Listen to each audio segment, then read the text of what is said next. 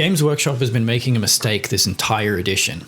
They have been chasing this impossible and fantastical idea of balance. If you look at the win rate charts, it would seem that in comparison to the start of the edition, they've achieved their goal, where you take the armies that are winning 70% of the time and you bring them into line a little bit, and you take the armies that are winning 30% of the time and you bring them into line a little bit. However, is the game more fun? If you're still heavily into 10th edition and you love 10th edition, that's good. These videos are not for you. But if you are on the sidelines and you've been watching 40k, then these videos are for you. And I made an entire version of 40k for you. In this video, I want to talk about the concept of balance and also the idea of damage, because actually the conversation about balance isn't supposed to take 3 years. You can't have a game without having balance be an integral part of the design process. It should be so built into the design process right after delivering fantasy, so that no matter what your collection is, no matter what your faction is, you've got a 30 or 40% chance at a minimum to win. And that's pretty much the end of the conversation about balance. You don't have a game if you don't have balance. So let's move on to damage. Right there, under faction diversity and faction balance, is an entire discussion, the game utility value that they get per point, and that is a level of discussion that Games Workshop has, I think, refused to participate in ever. We figured this out. What you have to do in order to achieve internal faction balance is to make sure that not every unit in the army has the same job. When every unit in your army is a gun guy that's going to shoot people and try not to die, then it's very easy for players to make these tier lists and then just, rank order all of the units in their army from best to worst. You can't ever fix this. If your entire faction is full of units that have the same job, especially in normal 40k, we have a rule of 3, and those units can be huge. You're supposed to just find the best units and just be like, okay, let me run, 250 points of these, and I can have 3 of them, so that's 750 points, and then I'll put a leader on each of them, and so that's like 1200 points or whatever it is. And then that's it. You just take your huge brick of, stats per point and just throw it at your opponent and then see what happens. If you set up your game without thinking about this very carefully, that's the universe that you will run into. If you do set up your game thinking about this very carefully, instead of having a best to worst list for your faction, you'll end up with 4 or 5 best to worst lists in your faction. And so if you think about your faction, imagine if you could split up all of your units into 5 different groups.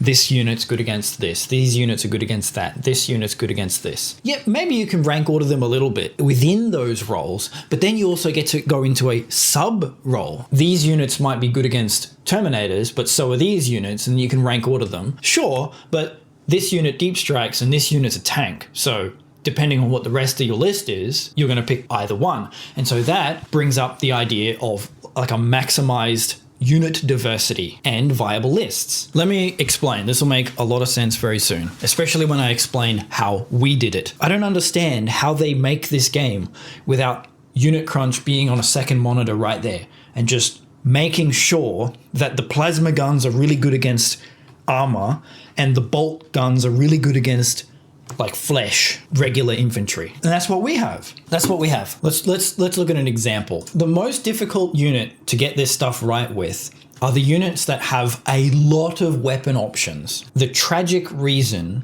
that you're supposed to magnetize everything is because every edition, in fact, maybe even multiple times per edition, the obvious weapon choice, the obvious number one weapon choice in every situation is going to be solved. In 8th edition, it was cyclic ion blasters on the crisis suits, for example. You couldn't run anything else. Everything else was bad. There's like 8 different weapons on these things, and there was one option that was obviously the best one. The Chaos Contemptor Dreadnought has so many different things that it can do. Instead of just being a big walking tank that shoots, the game needs to be a little bit more deep than that. It needs to be a big walking tank thing that shoots Terminators or heavy infantry or regular infantry or other tanks. Then you get to give all of its weapons a profile that lets it actually do that in the math. And so when the designer does all this on the way through, you as the player get to just look at the damage category and say, this is the role of the weapon. So all Space Marines in 40k Reforged have 2 health, and they have 2 up save. It means that bolters and regular anti-infantry small arms guns are bad against heavy infantry. And that's not just because I'm saying it, it's because I did it with Unit Crunch. I made sure that if you have to shoot Space Marines, you need to have flat 2 weapons. All of the flat 2 weapons and melee weapons in the game are the optimal weapon for killing Space Marines. And then the same pattern repeats for heavy infantry and for tanks. So if we look at the Contemptor Dreadnought again, what happens if you really need some anti-Space Marine stuff and you go down the list and you're looking for flat 2 stuff, and really there's only one option here, it's the heavy bolter. There is the autocannon, but it's suppressive. And this is a new addition. This is kind of a new addition to 40k Reforged only this year, where we reworked the suppressive system, which we should talk about. We had a problem for the longest time. Like, this is the problems that we have in 40k Reforged. For the longest time, the autocannon and the heavy bolter kind of overlapped each other in roles, and so if you needed an anti-Space Marine weapon for your Chaos Contemptor Dreadnought, you would be in a bit of a pickle, because like the autocannon was obviously the best, and then if I just tweak the numbers a little bit, the other one becomes the best.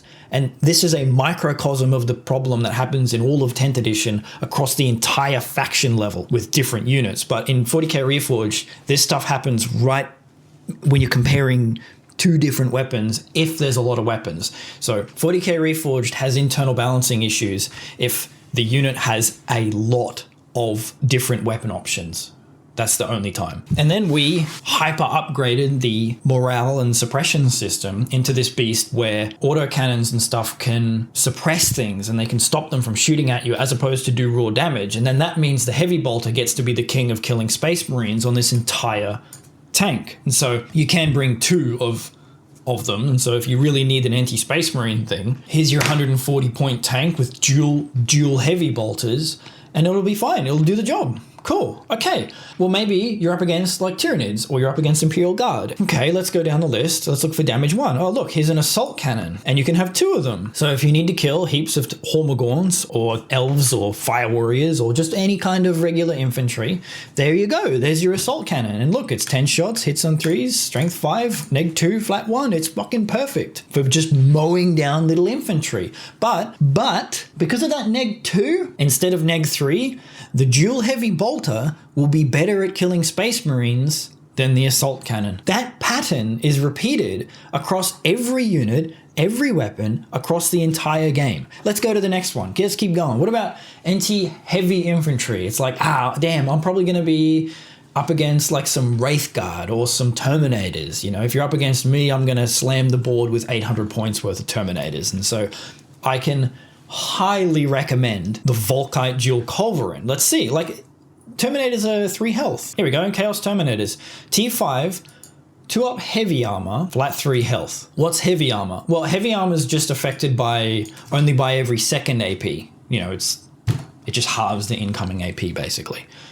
So if a combi bolter shot at a Terminator, it will be wounding on 4s, and then it would be saving on 2s. Hopefully that makes sense. Most of the heavy infantry in the game is heavy armor, which means you need to have a lot of AP. And so if you look, you got the Volkite Dual Culverin and the Multi-Melter.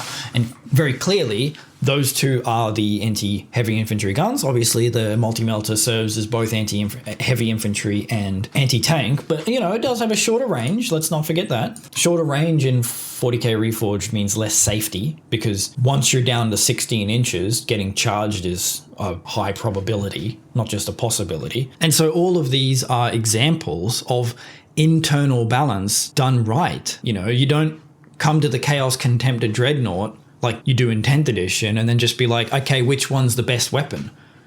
This is going to be so new for anyone used to normal 40k, where you open up a unit and there's not just an obviously best weapon. There is no best weapon. What should I put on my Chaos Contemptor Dreadnought is What's your playgroup like? What's the rest of your army like? What is this? That shouldn't even be a question. We buy all these kits that have all these different weapon options, and when people are building them, they should not be expected to know what the good guns are. Can you imagine that? You buy your first Warhammer kit, you read the instructions, and you build the models with your favorite weapons. It's like, oh man, I really love heavy bolters. I'm just going to give all my Devastators heavy bolters. I just really like them. And then you get to the table and everyone looks at you like, why did you do that?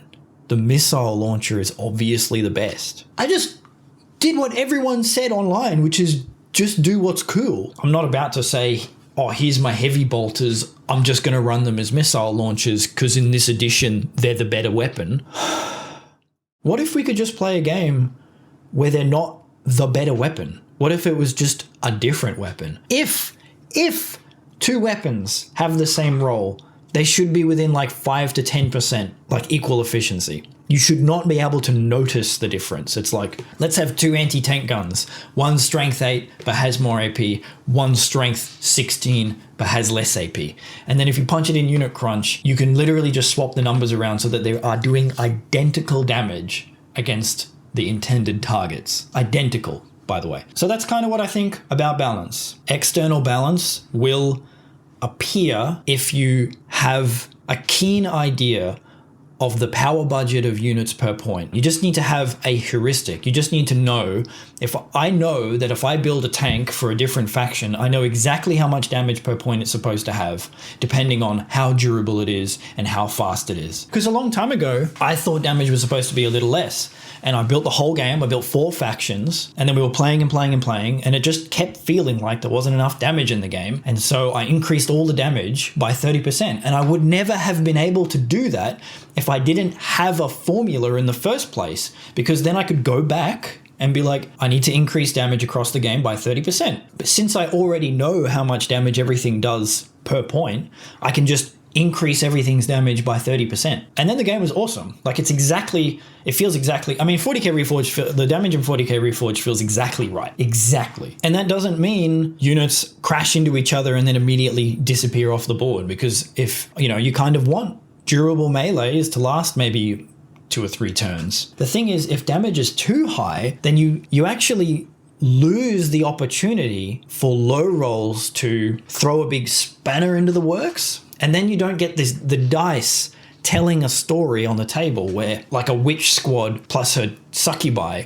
crashed into 2 different units and then massively low rolled. The plague marines or whatever that was there get the chance to whip out their plague knives and stab the witches. If the witches just have so much damage that whatever they crash into, even if he low rolls, they just pop anything that they hit. And then it's like, if the dice don't matter, then why are we rolling them? And so you want dice to matter. And that means damage has to be at a level where you can reasonably expect an outcome, but you can't play it as if you are certain of the outcome. So that was a lot. I hope that is approaching something like sense. This is going to take me a lot of videos, I think, of me just talking and explaining how we think about this, how we think about the game, how we think about balance, and how we think about fantasy. This topic is not my favorite. It's just math. I do all of the unit crunch for you during the design process so that you don't have to. If your collection includes more purifiers than it does interceptors for the Grey Knights, you will not be disappointed by the performance of either unit. They're just different. It takes a lot more time to build out the game this way than the way that Games Workshop does it. But the end result is by far superior. It's so worth it. And it also means that the rules that I do write are evergreen. I don't have to come back to the Chaos Contemptor Dreadnought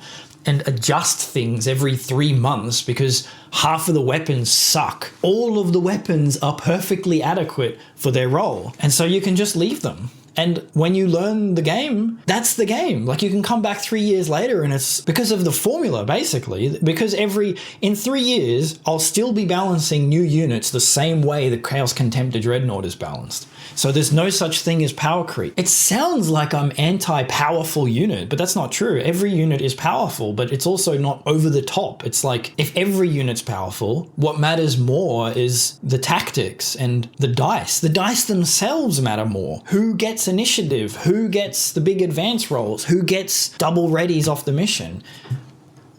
All this internal and external balance stuff is such an ancient discussion in 40k Reforged. Anyway, I know this was a long one. It's not easy to talk about. Thank you so much for sitting through it. If you made it this far. Down in the description, the first link will be the Discord invite so that you can come over and check it out and find your stuff. Not everything will be in there. As I said, building out the game this way takes time, but it's worth it. It's so worth it. I never had fun with Games Workshop 40k. In all of 8th and all of 9th, I waited and waited and waited for Games Workshop to write something compelling, something fun, and they just never figured it out.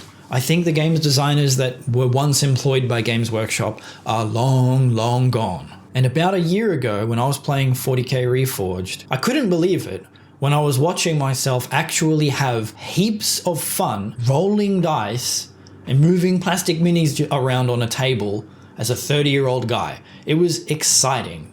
The dice were telling a story. Anyway, I think I've done enough damage with this video, so I'll see you in the Discord. Subscribe while you're down there, because I'm sure I'm going to have to make a lot more YouTube videos before I figure out how to talk to a camera. Yeah, I'll see you in the Discord. Come in. If you try it, tell me. Put your battle reports in the battle report. The game is ready. It just doesn't have all of the content that it could.